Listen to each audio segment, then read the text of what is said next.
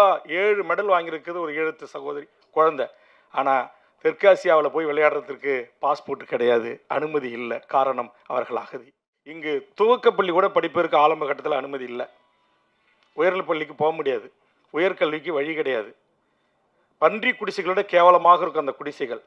அவர்களுக்கு அடிப்படை வசதிகள், கட்டமைப்புகள், அதை அத்தனையும் கொஞ்சம் கொஞ்சமாக சட்டமன்றத்தில் போராடி ஒரு மக்களால் தேர்ந்தெடுக்கப்பட்ட தமிழக அரசு இங்கு வாழ்கின்ற எமது உறவுகளுக்கு இந்த கூட்டத்தில் கூட என் கோரிக்கை ஏற்கப்பட்டு மாண்புமிகு தமிழக முதலமைச்சர்களால் ஈழ அகதிகள் குடியிருப்பு என்று சொல்லக்கூடியதை மாற்றி அமைத்து அவர்களுக்கு 3000 வீடுகளுக்கான அறிவிப்பு வெளியிட்டிருக்கிறார்கள்.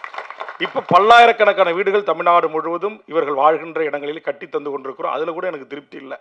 நான் ஆய்வுக்கு போன எல்லா கலெக்டர் ஆஃபீஸஸ் எல்லாம் கூட்டுக்கிட்டு அவங்க கழிவறையை வெளியில் வச்சுருப்பாங்க. நான் சொன்ன ஒரு வயது வந்த பெண் அல்லது ஒரு இந்த பேய் பிசாசுக்கு பயப்படுற ஒரு வயசு பொண்ணு, ஒரு சின்ன பையன் எப்படிங்க 12 மணி 2 மணிக்கு வெளியில் வந்து அவன் டாய்லெட்டை பயன்படுத்த முடியும்? கட்டி கொடுக்க தான் கட்டி கொடுக்குறீங்க, இன்னும் ஒரு 10 அடி சதுரடி கொஞ்சம் பெரிதாக கட்டி கொடுக்கக்கூடாதுன்னு அதற்கு ஒரு பரிந்துரையும் நான் செய்தேன்.